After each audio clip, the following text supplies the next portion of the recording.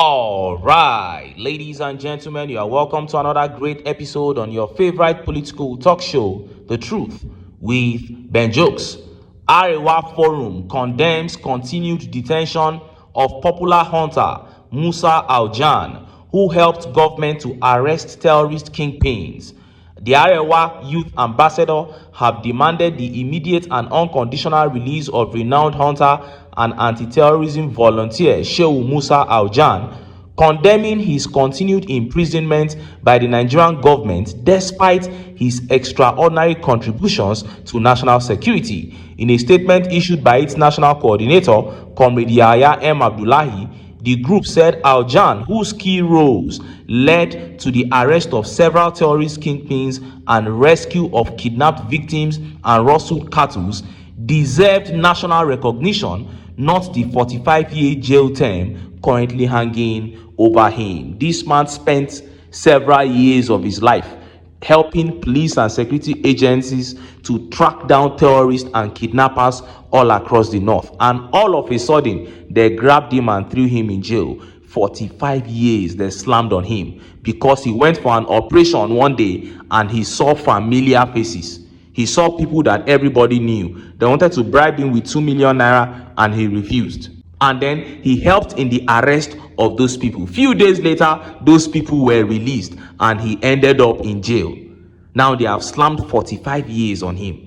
This is the situation of this country. I pray for myself and I pray for you that the day the wrath of God will finally come upon this country, may we not partake of it. Because many of these things that we are doing are enough to attract catastrophic wrath of God.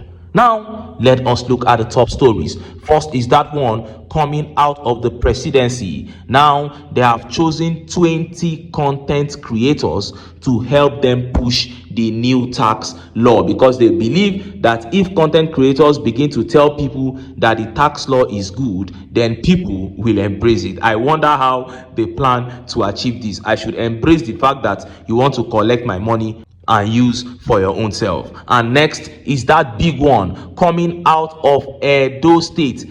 Edo State Governor Monday Okpebolo is at it again. This time around, he has thrown the entire APC into confusion, and while he was trying to even support Tinubu, he indicted Tinubu in the process. He said Northerners are the ones kidnapping people all over Nigeria, that it is a strategy that they want to use to remove Tinubu the same way they did with Jonathan. And Nigerians began to ask him, was Tinubu not with Buhari when they were trying to remove Jonathan?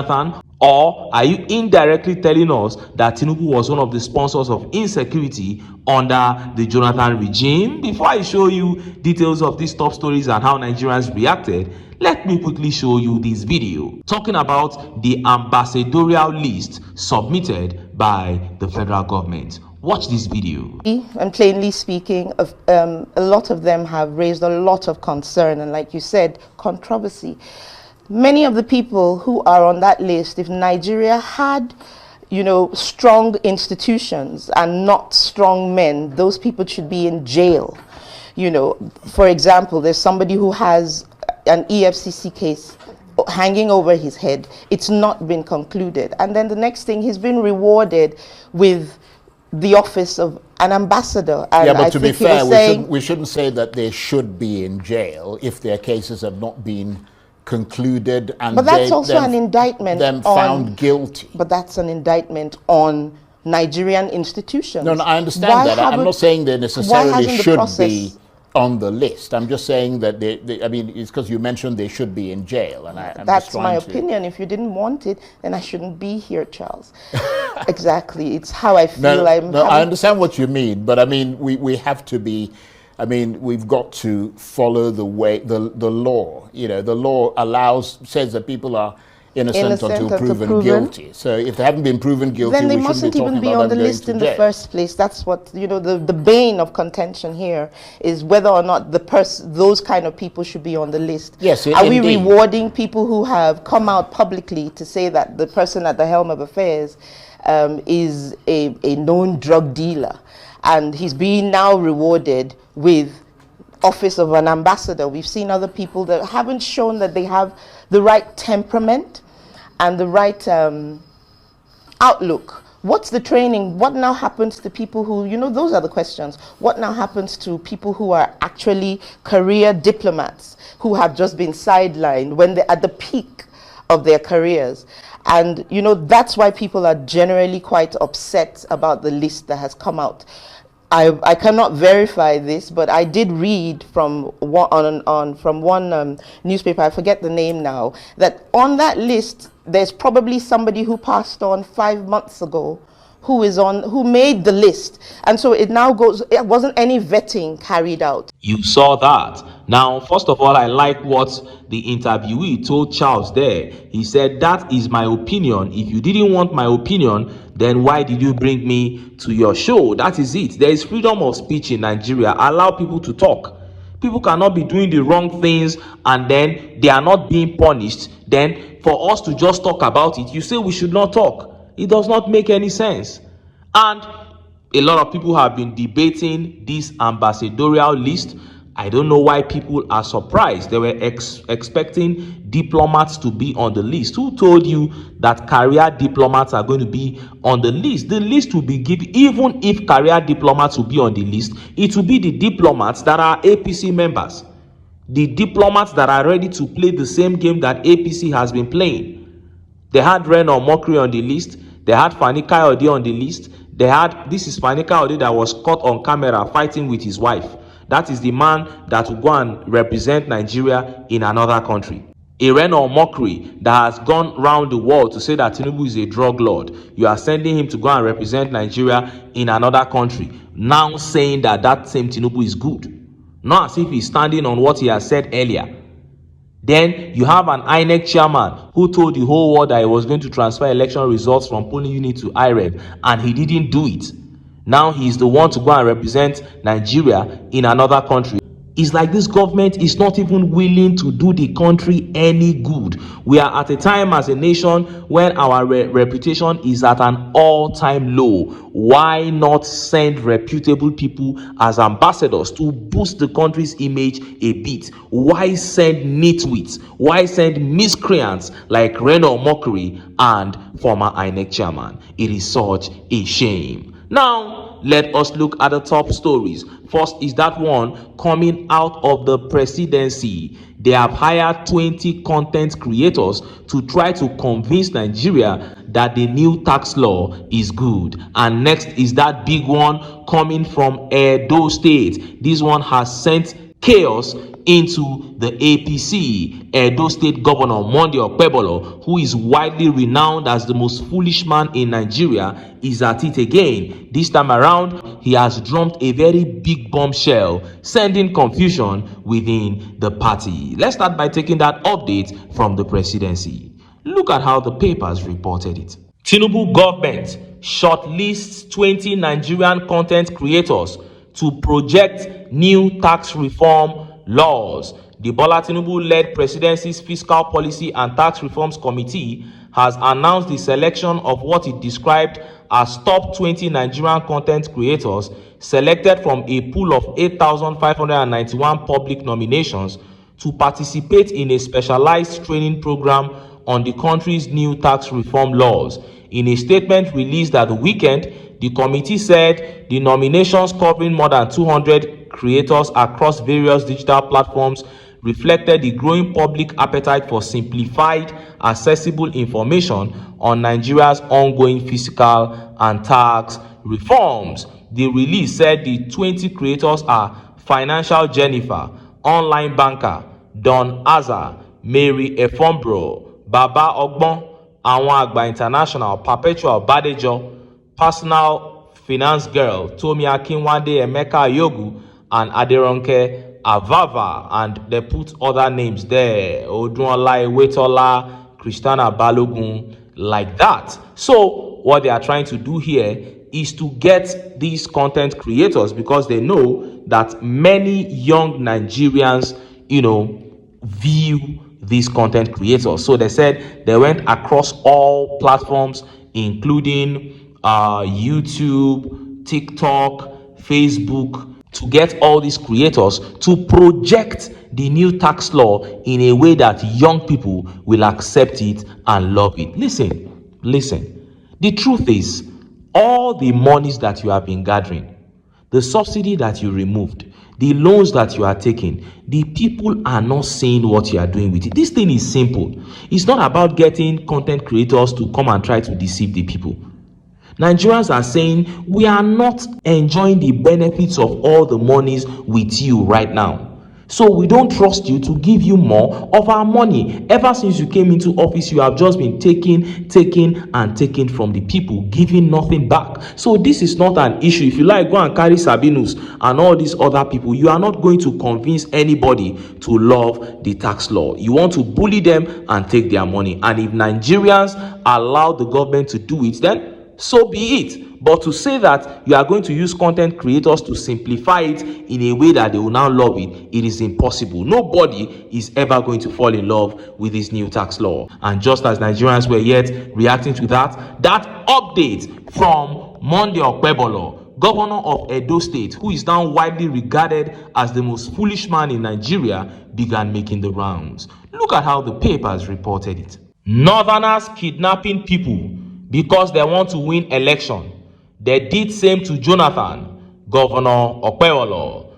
Governor Monday Okpebolo of Edo State has linked the ongoing kidnappings and killings in northern parts of the country to a deliberately sinister plot to destabilize Nigeria and undermine the administration of Bola Tinubu. Mr. Okpebolo disclosed this when he received leaders of Ohaneze Ndigbo Worldwide Edo State chapter at the government house, Benin City, on Wednesday. What they are doing is to fuel kidnapping because they want to distract and discredit Mr. President, the governor stated. They did it to President Goodluck Jonathan. They succeeded then. It isn't fair. They did this to Jonathan and succeeded, but we have known their tricks already. Killings and kidnappings for ransom have escalated in recent times, forcing governments to close down schools, especially in Kebbi, Plateau, Niger, Kwara, and others, to ensure safety of students. Mr. Okpebolo, who said a similar thing was done to former President Goodluck Jonathan, stated that no amount of intimidation would distract Mr. Tinubu from performing his responsibility of ensuring the security of lives and properties in the country. No matter the intimidation, we will not succumb to blackmail. The president is resolute, he added. Several people have alleged the renewed wave of attacks, especially in the north, was a calculated attempt to discredit Mr. Tinubu's administration. Sunday Karimi, a senator representing Kogi West, said recent bandit attacks in Niger and Kogi were meant to cause panic and distract the president's security agenda. Now, the funniest thing about this is these people just put these statements out and they do it as if Nigerians are fools. Of course, Monday Okpebolo, from what he has been saying recently, Nigerians have tagged him the most foolish man in Nigeria. So his own is even certain. He does not think straight when he wants to speak. But I think when you want to make such a big statement about your own party, at least you should have thought twice. You are an APC governor. Now you are saying that Northerners are the ones kidnapping in order to discredit an APC government. That they did the same thing against Jonathan. That was in 2014, 2015. Oh, so who were the Northerners that did it then? Who were they working with in the South? In 2014, 2015, Tinubu was working with Northerners to remove Jonathan. Clearly, he said it himself, that he was the one, Tinubu said it, that he was the one that met Buhari in Kaduna and told him to come and run. And he brought his ACN to join with Buhari's CPC, and they formed with APC. Now, Edo State Governor Monday Okpebolo is saying that that same arrangement is responsible for the killings and the kidnapping that took place under the Jonathan administration. That is what you are saying. So, for several months now, Monday Okpebolo clearly was paid specially to be defending Tinubu. Because once he grabs the microphone, he starts talking about Tinubu in 2027. He doesn't speak about anything that is happening in his own state, Edo State. He only talks about Tinubu and 2027. But this time around, while trying to defend Tinubu, he has indicted him.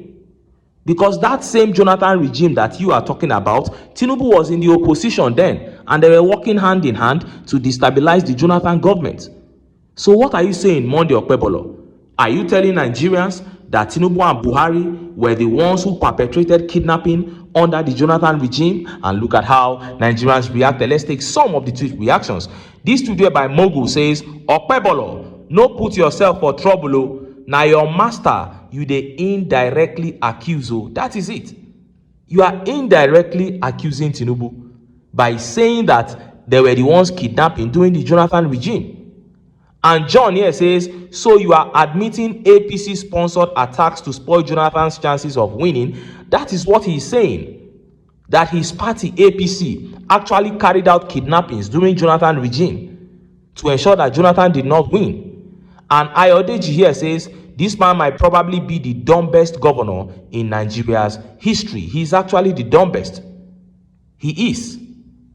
And Bright here says, what kind of brain is this man carrying? All he's got is about winning election. That is it. That's all he thinks about. And Real Alu FC here says, the dumbest governor ever in Nigeria as a whole. He's actually the dumbest governor ever in Nigeria. And Jasper says, Tinubu, that is official bat, was among those that did it to Jonathan. That is it. Tinubu was among those that did this thing you claim they did to Jonathan to him, because he was in the opposition then. And Alkali here says, this is the most unintelligent person in Nigeria. He's actually the most foolish. They don't call him the most unintelligent, they call him the most foolish. But I like the angle Alkali is coming from, because an intelligent person will not make this statement. An intelligent person would have known that if I begin to attack those who were in the opposition in 2014, then I'm also attacking Tinubu. But because in brain nothing there inside, he just opened his mouth. Wow. And now Nigerians are saying he must explain himself. Who are those northerners that were in charge of kidnapping in 2014 and 2015? Let us know their names and see how you are going to exclude the likes of Malami, the likes of Shetima, the likes of Tinubu, and the rest. What a pity. Edo State, Oshomole don't do now this one. You now have award of having the most foolish governor, and as a matter of fact, the most foolish human being in Nigeria as it stands now. I hope that mercy will come through for the people of Edo State and they will pull away from the hands of the APC. Anyway, make I leave am here, make I still enter town, make I go get some ogbonge political news wey una go like. Why? Because of una na I dey here. So don't go away. Don't go away.